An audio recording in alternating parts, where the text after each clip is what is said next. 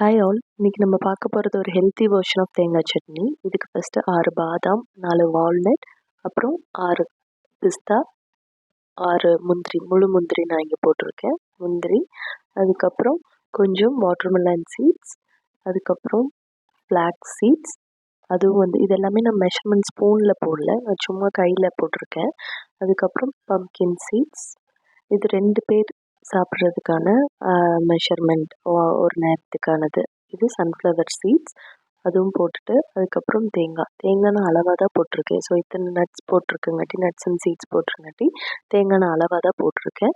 காரத்துக்கான பச்சை மிளகா போட்டுக்கோங்க.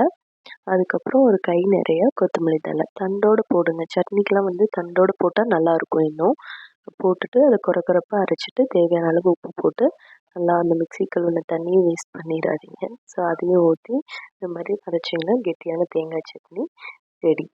ஸோ இப்போ வந்து நம்ம தோசை ஊற்றிக்கலாம். தோசைக்கு வந்து நான் இன்றைக்கி ரெட் ரைஸ் தோசை தான் ஊற்ற போகிறேன். ஸோ இது மெஷர்மெண்ட்ஸ் கேட்டிருந்தீங்க. தோசைக்கு வந்து யூஸ்வலாக நம்ம 4 டம்ளர் இட்லி அரிசி, 1 டம்ளர் உளுந்து போடுவோம். இதில் வந்து இந்த 4 டம்ளரில் 2 டம்ளர் வந்து நம்ம ரீப்ளேஸ் பண்ணிக்கலாம். உங்களுக்கு என்ன மாவு வேணுமோ, தோ கம்பு தோசை, சோள தோசை, ராகி தோசை, இல்லை கருப்பு கவுனி அரிசி, அந்த மாதிரி எந்த அரிசி வேணாலும் அந்த 2 டம்ளருக்கு நம்ம ரீப்ளேஸ் பண்ணிக்கலாம். ஸோ இந்த சட்னியோட தோசை ட்ரை பண்ணி பாருங்கள். இந்த மாதிரி எப்படி இருக்குன்னு சொல்லுங்கள். தேங்க்யூ.